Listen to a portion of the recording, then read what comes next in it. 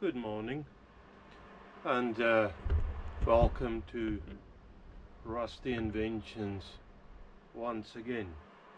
I'm known as, if I can see it, like Mr. Rusty. Channel, or the name being given to me by one of the early subscribers. I believe he's still watching the channel from time to time, or videos from time to time. Mr. Aid from Aid's Workshop. Anyways, warm welcome and thank you again for coming back once again. Guys, I really appreciate all your support, all the coming back, just watching my endeavors, leaving nice messages. I really appreciate all of that. And in saying that, as you probably notice, I've got something in the hand. The channel is standing now at, and I'm not earning any money by the way. I thought I would have by now, but I was just going into the next stage. But it's 917 subscribers, and in the theme of so many other people do with other channels, they do giveaways. I haven't yet. So the first giveaway I'm planning to do is at 1,000 subscribers, and I've saw a few ways of doing it and I quite like it. I'll probably do it fair and square, people that are interested, and leave a message like when we come to the point, when I tell you at 1,000 subscribers anyway, when I tell you that it's time, will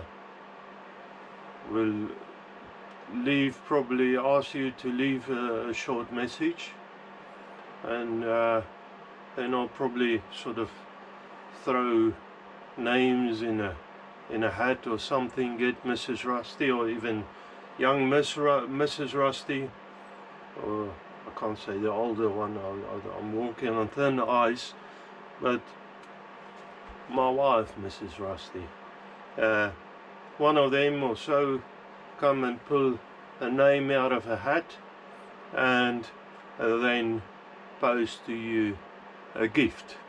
Now the gift I got in mind is still wrapped up. I've ordered, I don't have time to make something at the moment. I've ordered a nice little vintage thing which I can show you. I've got a couple of them, but this one is still in a package. I'll open it up, make sure it's all there, all working fine. But this is a hand vise, very cute little thing. The idea is, if you got a small part, you clamp it in the vise and you can work on it like on a sanding emery wheel, grinder or whatever, even just holding it.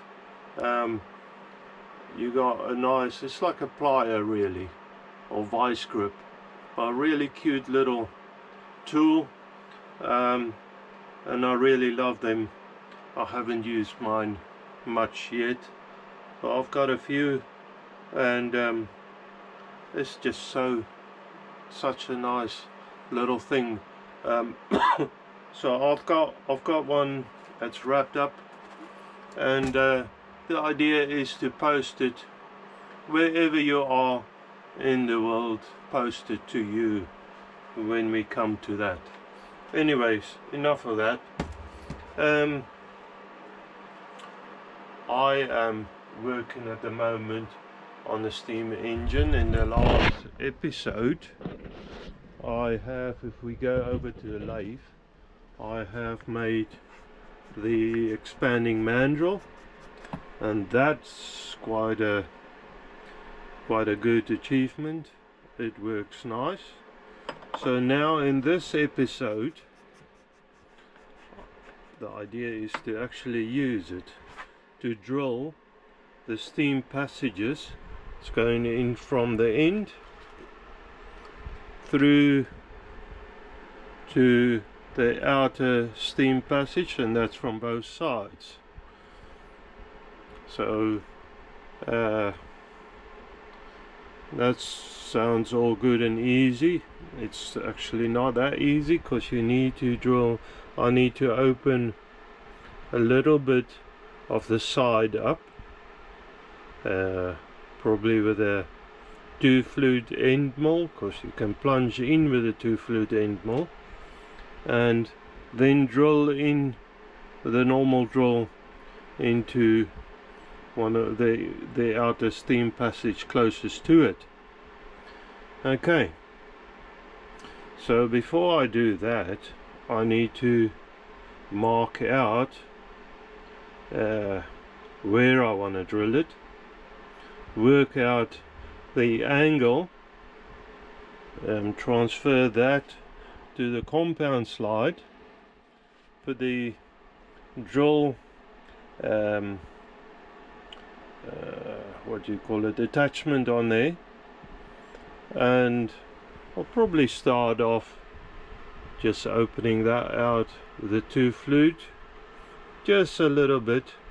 Don't need to do too much, but going in a little on the end, that will create a flat spot for the drill to pick up on, and then drill it into that passage. So I need to be careful not to drill it too deep, because the center one the outer 2 passages is the inlet for this side of the piston and for that side of the piston, and the center is the exhaust.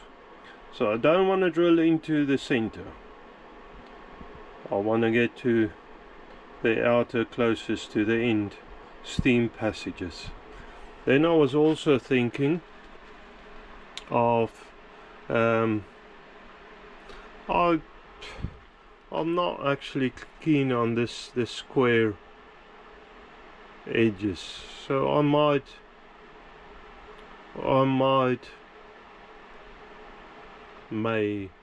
I'll get to that at some stage, decide on that, but I might just clean that up, make it round all the way, so you got a round face there. I don't know if it matters anyway at this stage, don't know. I could always come back on that, but the steam passages, definitely I would try and work on that today, see how far I get. Later on, the young rusty couple is coming over. It's my birthday this weekend, on the Sunday, so yeah, I don't know what I need to do.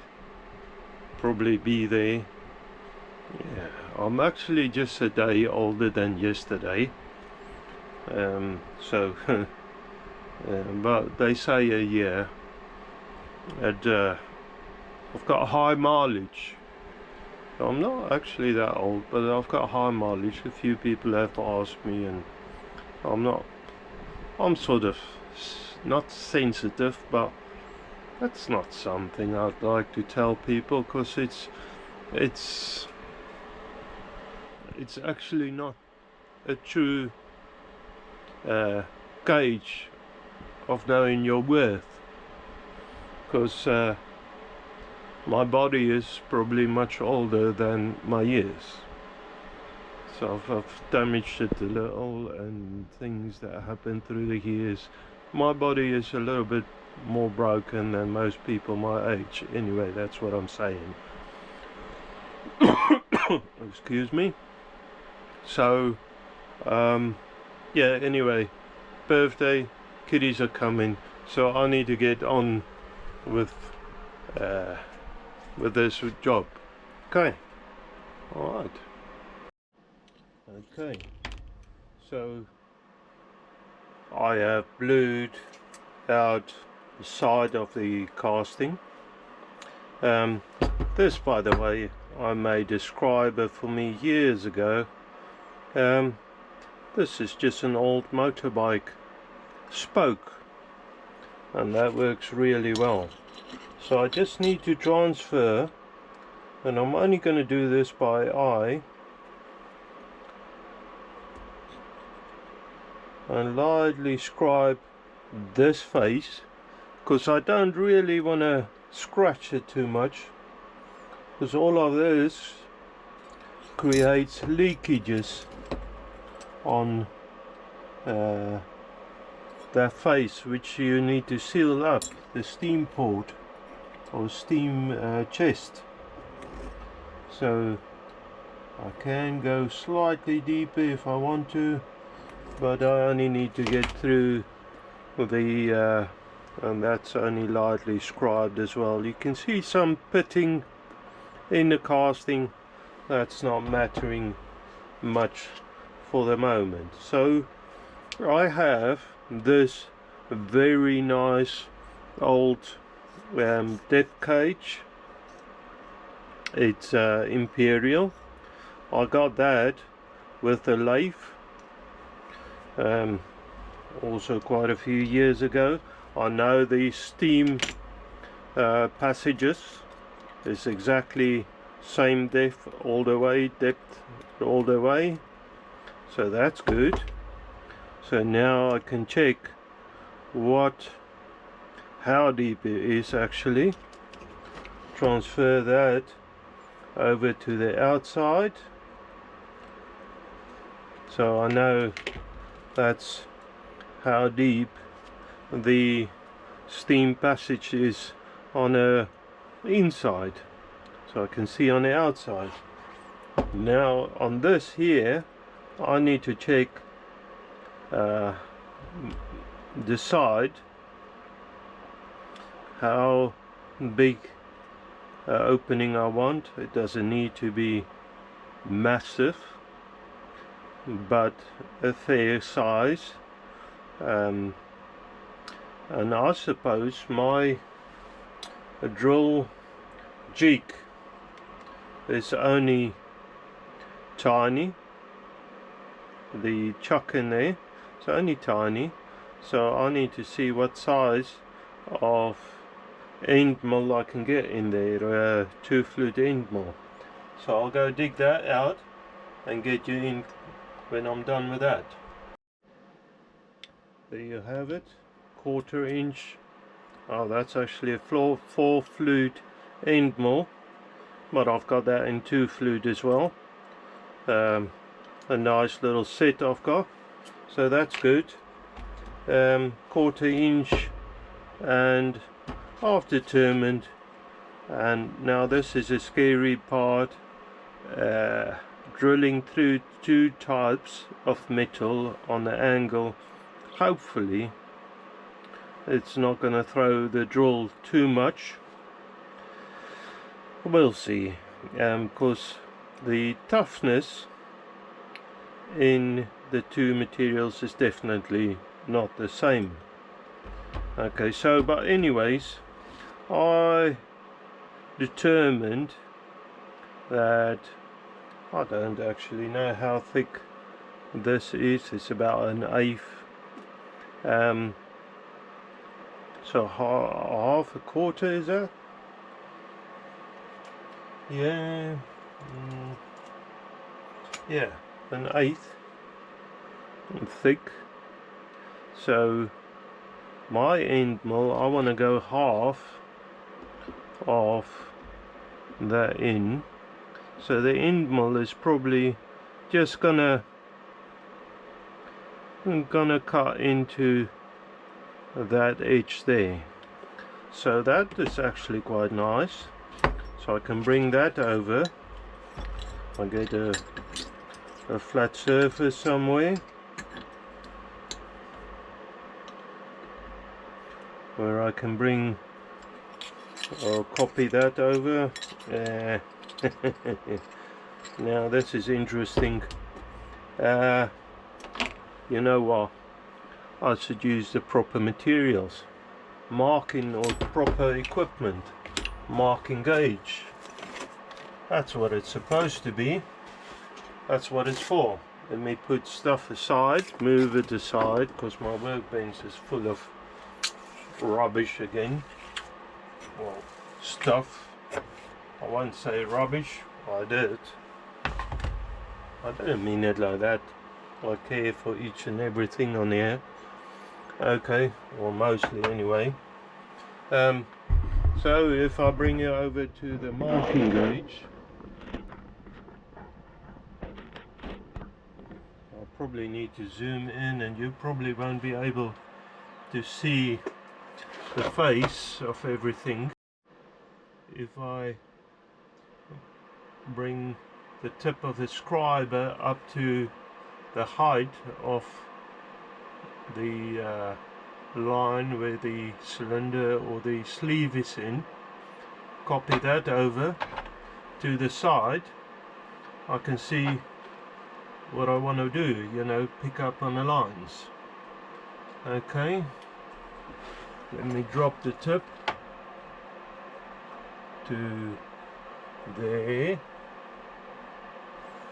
Yes.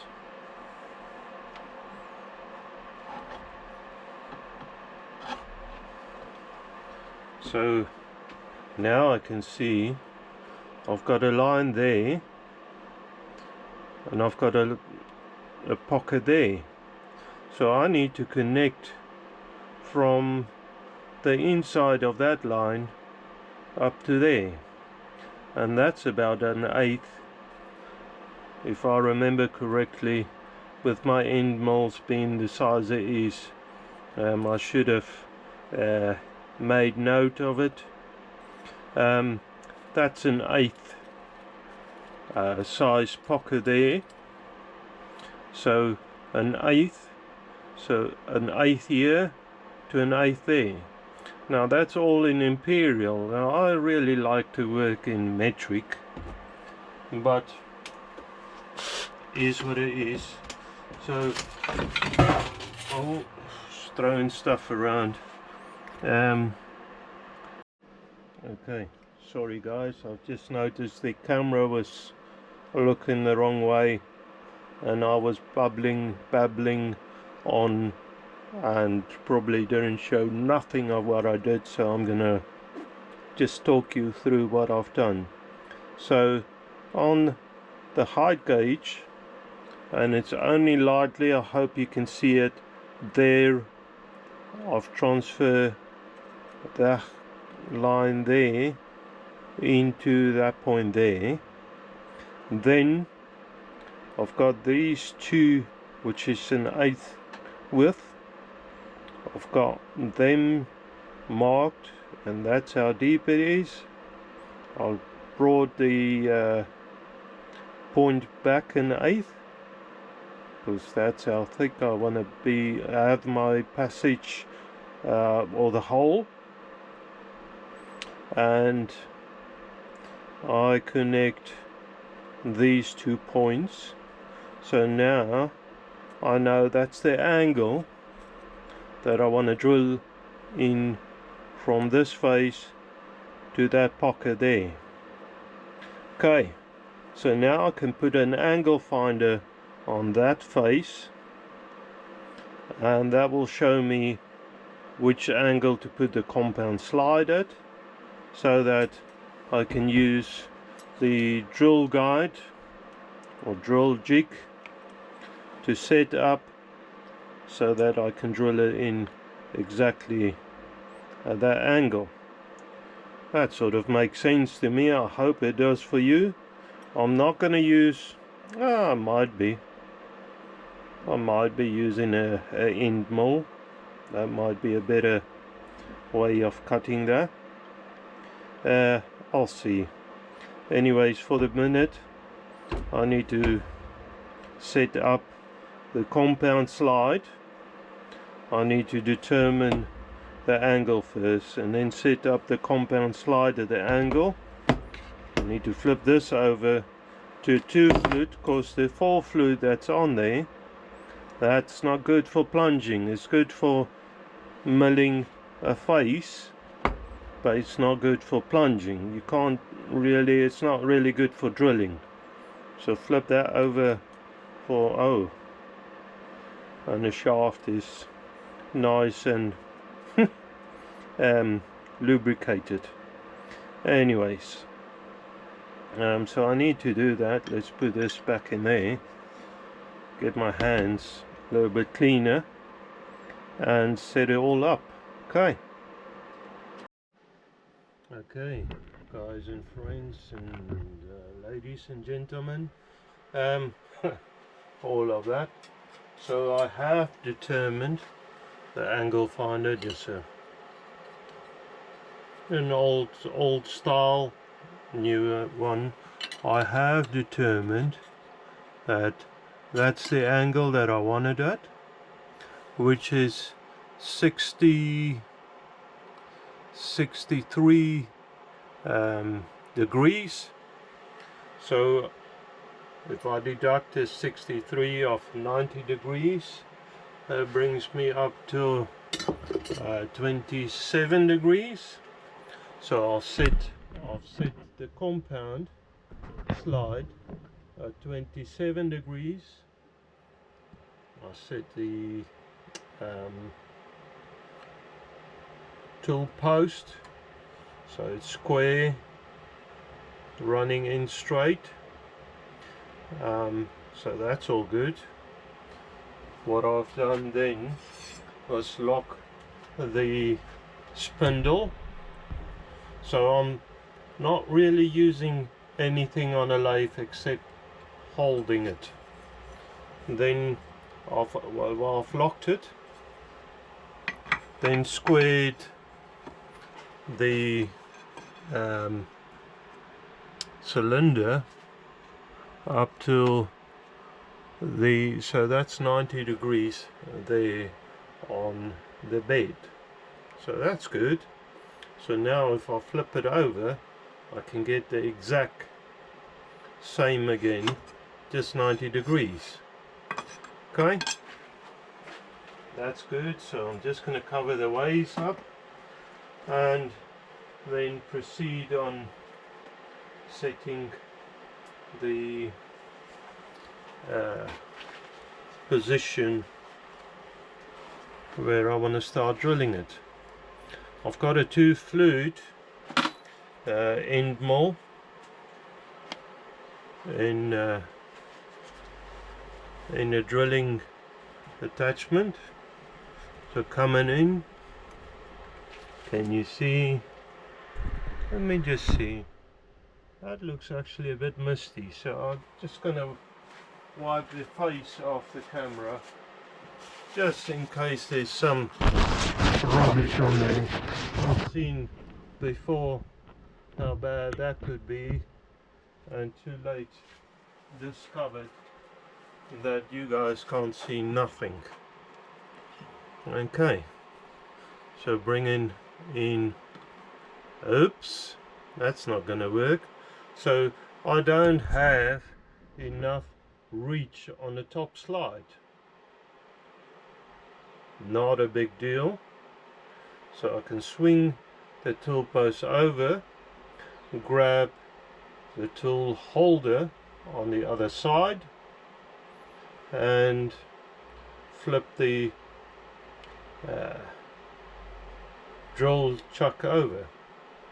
That's good. That'll work, I'm sure. Let me just bring that out. Actually, I'll just lift all of that out for the moment. Flip the tool post over. That'll do actually.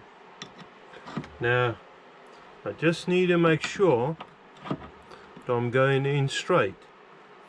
So I'll get the parallel, where did I put it? Get the parallels out again, wrong drawer.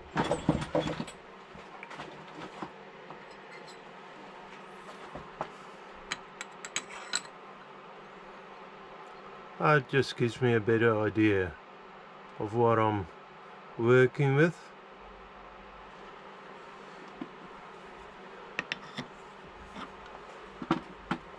See how good that is.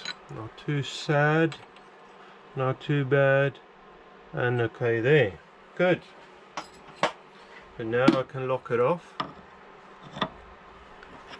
I can set the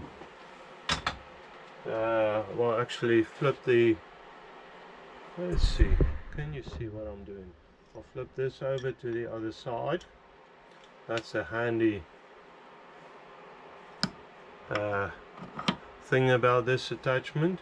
And now I've gained all of this into the setup. So now I should be able to easily get into the right position. Oh, saddle was locked. Now that looks a lot better.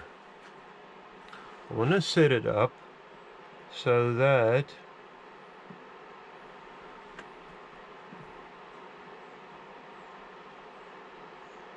if I go in there, and I'm just doing this by eye,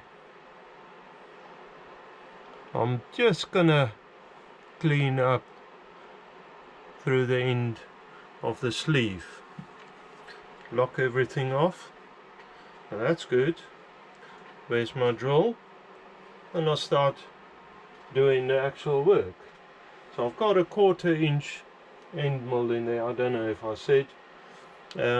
I'll flip over.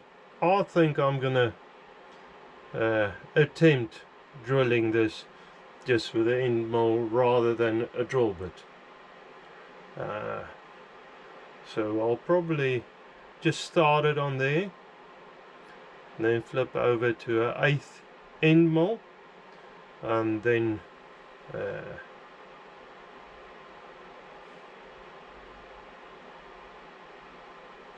proceed drilling it actually with the end mill. But for now I want to create that little pocket in the cylinder as well as drilling it in. Okay, let's do that. I'll get the drill and then start doing the actual scary part. Okay, so I think I'm sort of ready for it. Got some lubrication on there, and there's nothing really to be said for it, and just going for it.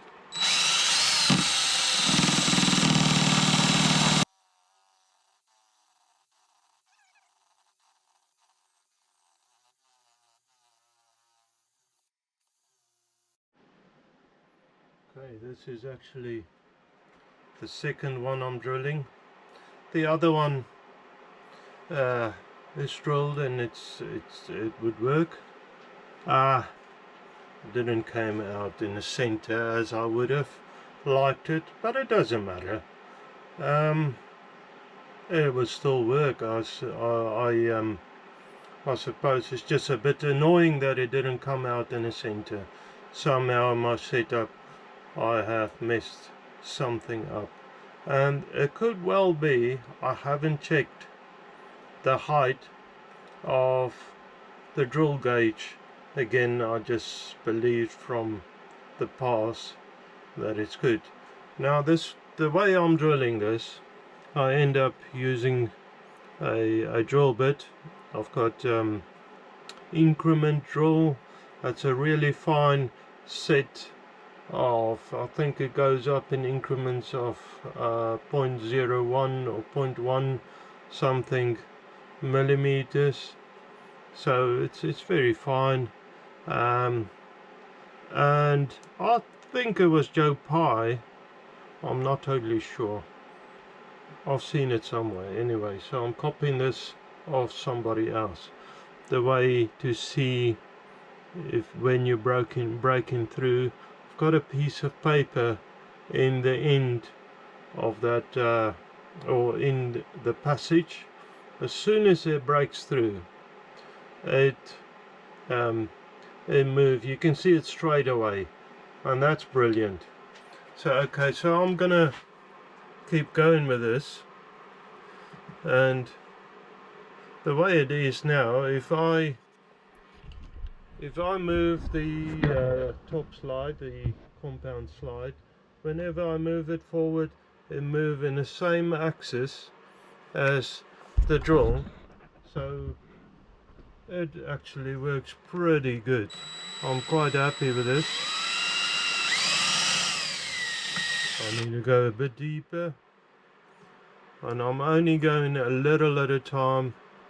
I'm not don't want to take too much chances and risks.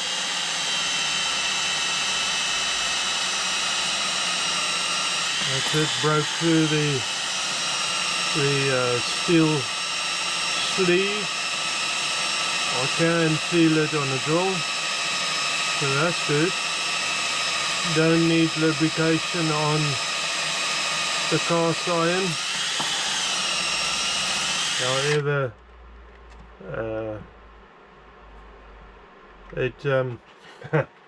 it touched a magnet, so that's what you see in there. Anyways, I don't know if I quite like that magnetism on the drill, but it's okay. It's my torch's magnet. I need to put the torch away. That's better.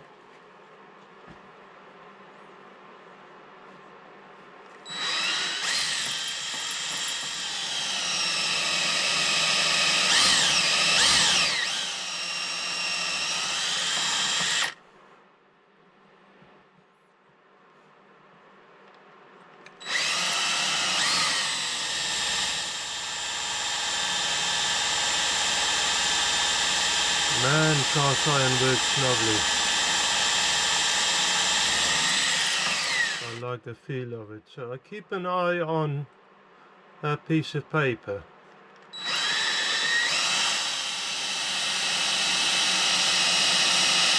Because as soon as the tip breaks through, I should be seeing that moving. I should be able to feel it anyway on the drill. There you are. So I need to go a touch further.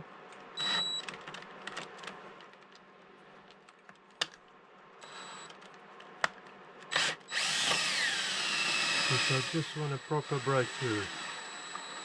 That's it. So I don't want just the tip to break through. I want the whole thing to break through. So now I'm going to lean over the slot and look at the inside of the cylinder, so my head will be in the way, and I'll probably record as soon as I've done that. So yeah, I'm quite happy with that, quite pleased with that. What I can see anyway, leaning over the machine and everything. So this is just releasing that expanding mandrel. It worked great. By the way, there you are, you can see it's released, and clean all of this out. And actually this one broke through on the center somehow, so something must have moved. It could be on the first drilling operation, it could be the that I haven't locked it off proper or something. Anyway, it broke through nicely. I'm not gonna carry on too much doing anything to that. After all, this is a practice steam engine for me, practicing methods and stuff, so I can see better what work and what not. You can clearly see it's off center. It's a bit annoying, but it will still work. You know, it's all getting covered up. I don't know if you can see. Let me see if I can see the light. So if you're looking, where is that light? If you look there, that's that steam passageway, and that's quite nicely in the center of that steam passage. And flip it the other way around, it's a bit dodgy there. Saying that, steam is not going to care much, and I haven't touched the center steam passage, so that's good. That's brilliant actually. Now I need to go around deburring this lot all the way around, because the thing is though, any burr would cause steam leakage on the inside. When I push the piston in, which is not made by the way, but when I push the piston in, that will cause damage on the piston. Okay, but I'm quite pleased with that. Please, it's a shame it's off center, but I haven't really damaged much. I mean, I can go around and drill another one, another steam passage just off, but I can also damage it by trying fixing it. This is still gonna work, so that's good. I haven't gone outside the outer surface with the milling cutter, which is good, so I can get a seal on there, a gasket. Well, it's bugging me that it's off center, but once it's covered up, nobody's gonna know except all of us. That is bugging me. Anyways, I'm not going to tell if you're not going to tell. That one is a lot better. I was thinking maybe the height on the tool post drill wasn't set right, but it's sort of work. Sort of pleased. So the mandrel, huge success, quite pleased with that. It might have slipped on the cylinder a little, maybe I haven't tightened it enough. The drilling gadgets, fixture, that work good. So yeah, all in all, the machine is going forward. That's good. So steam passages drilled. So what's left on the steam passages is the exhaust port, the central one. I need to drill it through this face. I might just give it a bit of a clean up with a milling cutter, just clean the whole surface up, so I can get a nice seal on that face.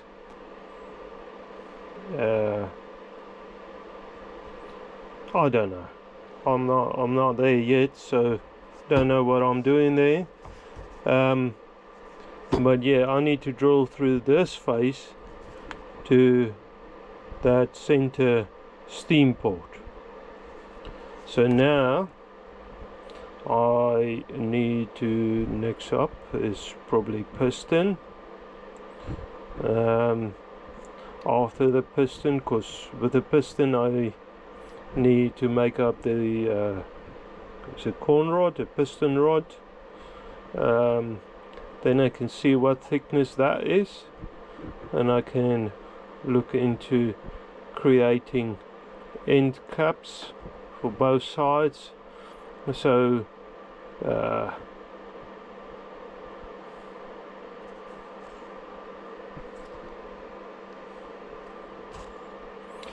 yeah, sorry, I'm losing track.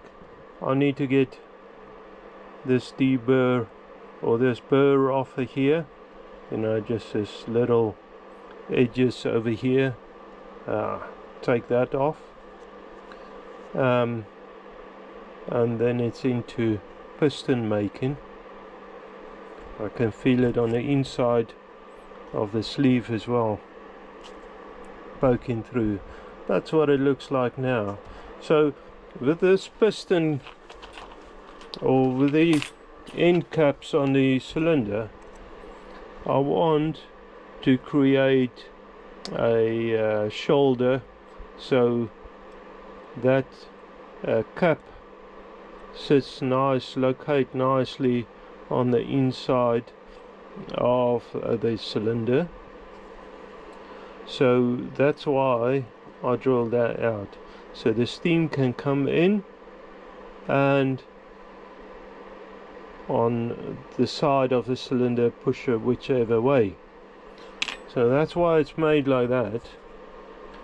But yeah, I mean, I'm fairly pleased with that. Somehow I'm sure it will work.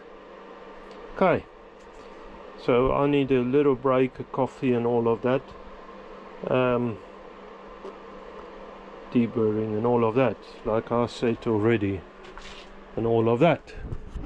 Okay, see you in a minute.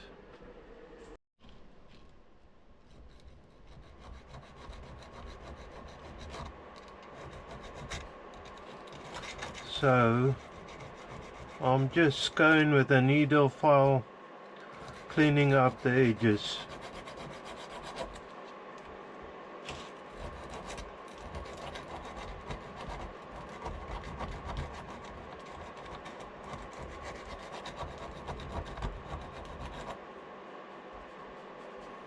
That feels not too. I do feel it with the nail as well.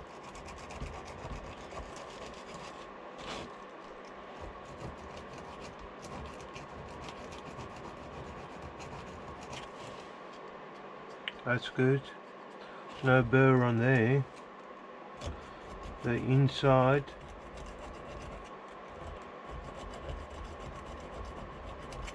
And I don't want to scratch the cylinder.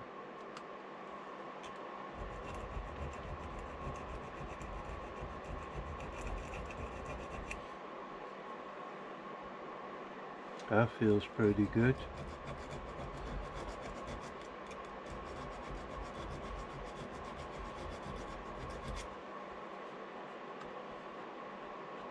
Yes.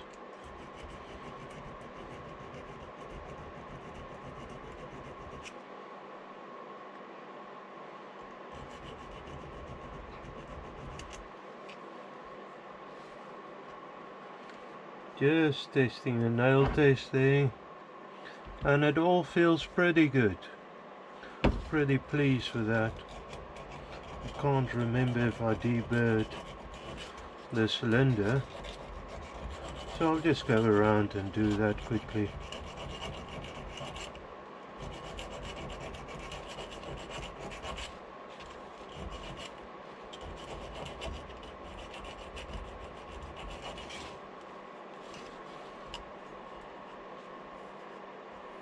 That feels pretty good. It's a shame it's off center, but hey-oh.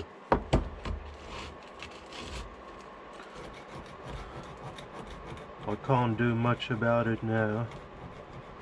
It just shows me,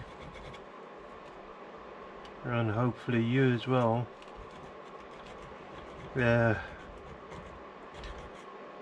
proper machinery. The right machine for a right job is quite good. I mean, people do achieve all sorts of lovely work with simple machines, and I do admire that. Guys, some people is just really impressive.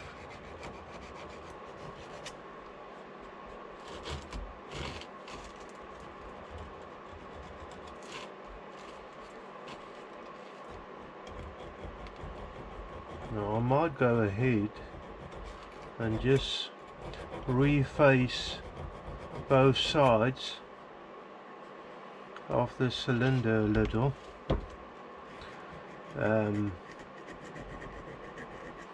Just so I don't have a step there. However, I don't think it's gonna matter much.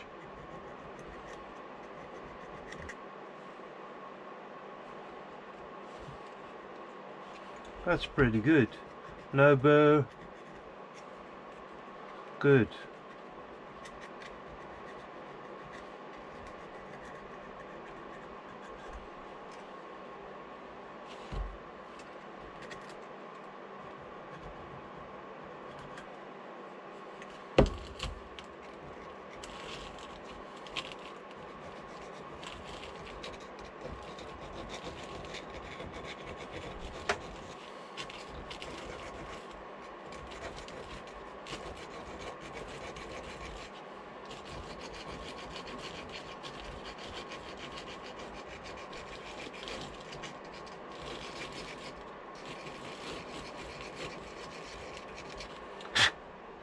Okay, that's pretty good. Now the inside of the steam cylinder is pretty clean. A nice thing about this, I mean, there's a lot of castings which have the cylinder passages and everything already in the casting. Problem with that is you do get casting sand in that passages, and you need to clean that out, otherwise you got grit. And I saw that on Mr. Keith Appleton. He's making lovely machines, engines and stuff. You do get casting sand, or there's a possibility of casting sand coming in your cylinder, which could really damage it. That looks not great, but that should work. No burr on it, so I'm pretty pleased with that. Cylinder is still clean, didn't scratch anything I shouldn't have. It's just not straight. Annoying, but it is what it is. Okay, so next up is making the piston, and I think actually I'm gonna do that in the next episode. So I don't know how long this video will be again, but I think I'm gonna call it there. Got a couple of things on this weekend, so again, busy weekend, busy life. I live for work, doing this, and whatever time I got left, try and fit whatever I can in. Sometimes quite a bit of a shuffling around to make things happen, but it's getting there slowly but surely. I don't want to rush too much with making parts. I've already rushed a little this morning. You see what happened. I'm not going to say it again. I've said it a couple of times, but yeah, you see what happened in this video, saying that it should work. That's good. So guys, I'm gonna call it there. Next operation done, the cylinder passages are drilled, and that's good, or the cylinder steam passages. So guys, I hope you have a wonderful weekend, a week ahead. May God bless you. I've seen now, bit of reflection, I see now that, or not now, again, that I need to put a lot more attention to this detail for future engines. But that's a good thing about this. That's why I haven't started on something really, I mean, this is supposed to be nice, but on something on a lovely engine to start with. I'll start on something like this so I could practice and get things right, like methods and that sort of thing. I can refine it and hopefully when I have my milling machine, hopefully this year, you can do a lot of these operations a bit better, being able to see better where you work and that sort of thing. That should help a lot. A bit more precision. I mean, a drill is not really the right thing to do milling operations, but it sort of worked. I'm sort of happy. Guys, that's it. Enough mumbling, bumbling and all of that. I'm gonna say cheerio. Bye.